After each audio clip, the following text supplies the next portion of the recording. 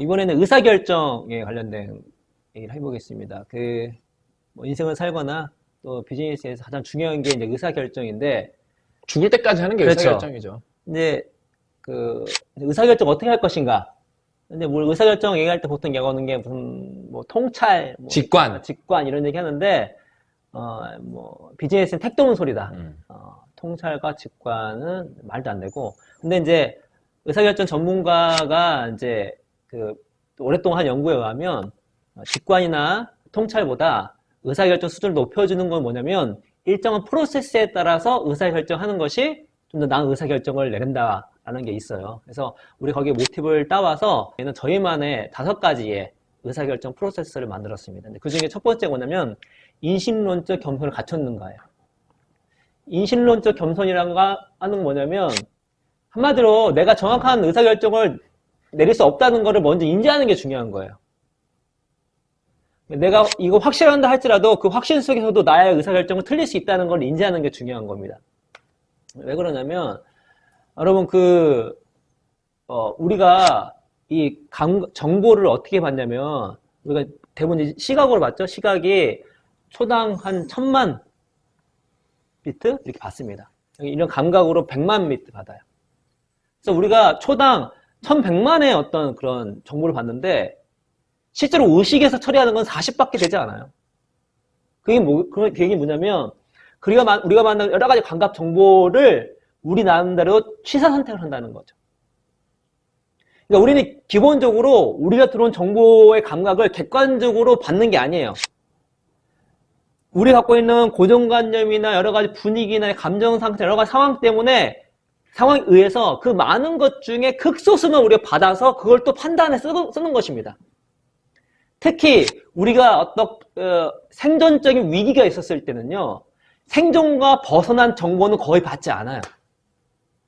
여러분께 외롭거나 힘들거나 고통스러운 일이 있거나 생존의 위험이 느꼈을 때는 공부가 쉽지 않습니다. 공부가.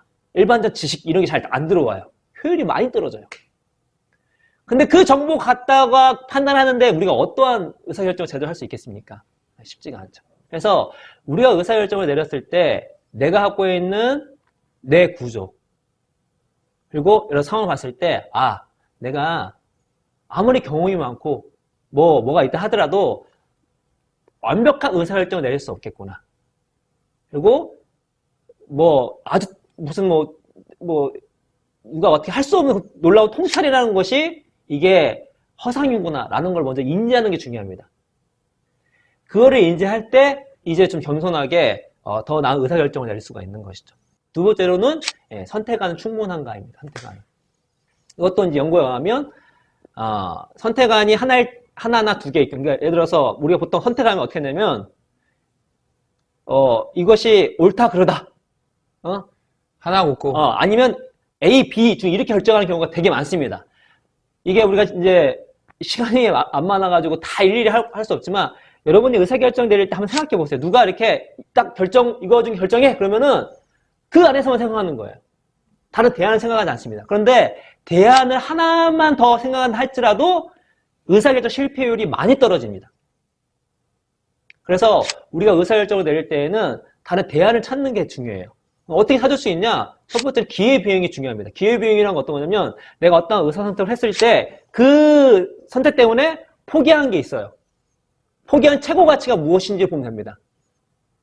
그리고 정말 안이 없으면 벤치마킹 같은 것도 중요합니다. 내가 머릿속에 안 나오면은 비슷한 걸 잘한 케이스가 뭐가 있을까? 근데 아시죠? 벤치마킹을 그냥 하면 안 되죠? 맥락적으로 받아들일 수 있어야 되죠. 세 번째로는 검증의 과정을 거쳤는가. 이게 정말 중요합니다. 검증이. 그래서 우리가 왜 검증의 과정이 중요하냐면 왜 중요할까요? 왜 중요하죠? 예측할 수가 없으니까. 예측할 수가 없으니까. 우리 예측이 많으면 검증을 왜 해요? 예측대로 가면 되는 거지. 비즈니스는 그런 게 아닙니다. 우리 예측과 다른 게 너무너무 많아요. 경우에는 머릿속에서 이게 옳다, 내 통찰이 어떻고 내 경험이 어떤 그게 아니라 한번 해보면 되는 거예요. 어떻게 한다? 그래서 린 스타트업이니 애자일이니 여러 가지 경영 기법이 나옵니다. 다 뭐예요? 검증을 해보는 거예요. 검증해보는 겁니다. 아주 가볍게 시도해서 빨리 검증해보자 그렇죠. 이거죠. 그 다음에 이제 네 번째 프로세스가 경쟁자를 생각하는 거예요. 경쟁자를. 근데 마지막은 뭐 최악을 대비했는가요? 그냥 공부하는 거는 내 자신과의 싸움인 경우가 많아요. 분명히 이제 시험 볼 때는 경쟁자가 있지만 기본적으로는 내가 과거의 나보다 내가 더 성장하면 되는 거죠.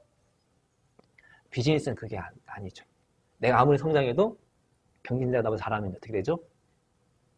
어떻게 돼요? 안 되는 거예요. 내가 99점을 맞아도 경쟁자가 100점을 맞는 순간 그 사람 형태가 위너 테이크스 올이라면 승자가 모든 걸 가져가는 구조라면 99점도 지는 겁니다. 99점 했는데 망할 수가 있어요. 그래서 내가 비즈니스에서 의사결정을 내릴 때는 그 의사결정의 안에서 나의 경쟁자를 항상 생각해서 해야 됩니다. 실제로 많은 연구들이 경쟁자를 놓고 전략을 세웠을 때 훨씬 더 퍼포먼스 높은 거라는 것들이 나왔습니다. 경쟁자를 생각한다는 거는 여기 되게 큰 인사이트가 있어요. 뭐냐면 의사결정의 속도가 중요하다. 속도가 매우 중요합니다. 네, 빠르지 않으면 완벽한 의사결정이라도 늦었어요, 이미. 이 의사결정이 되게 완벽해. 경쟁자가 나보다 더 빨리 했어요. 어떻게 되죠? 예. 아무리 완벽한 의사결정 하더라도 이 의사결정이 결국 실패하게 되는 거죠. 그래서 속도라는 함수를 생각해서 의사결정을 내려야 되는 거예요. 의사결정이 달라지게 되는 거죠. 야, 이거 꽉 묵혔다가 뭐 이렇게 해서 딱 해야지? 이미 상대방은 경쟁자를 이미 하고 있는데요. 이런 걸 감안하고 있어야 의사결정 수준이 달라진다는 것이죠. 그러니까 여러분 이 의사결정을 이 별거 아니어도 심지어 우리가 4단계를, 5단계를 제시하지만 책에서는 여러분은 여러분만의 단계를 추가할 수도 있는 거예요, 거기서. 맥락이 필요한 거거든요. 중요한 의사결정 내릴 때 이 5가지가 기본 세팅이 돼 있어서 우리 이걸 체크리스트를 안 봐도 체크리스트가 뭐 20개짜리가 아니 5개짜리니까 몸에 익숙해져서 의사결정 내릴 때 당연히 이걸 다 밟아 나가야 돼요. 그러면은 당연히 이게 또 운이 지배하는 비즈니스 때문에 다 성공할 수는 없겠지만 실패 확률을 줄일 수 있다는 거예요. 여러분 언젠간 다 의사결정권자가 되고 리더가 됩니다. 자영업을 하면 당연히 의사결정권자가 바로 되고 회사에서 부장까지만 가도 어떤 리더의 위치에 올라갑니다. 근데 최소한 이 정도의 합리적인 의사결정권 시스템도 없다. 여러분은 올바른 리더가 될 수가 없는 거죠. 그런 면에서. 여러분과 이게 별개의 문제가 아니에요. 지금요. 미리미리 지금부터 연습하고 여러분 이런 문제는 심지어 양육에서도 여러분 이거 다 적용할 수가 있어요. 그러니까 빨리빨리 체화시키는 게 되게 중요합니다.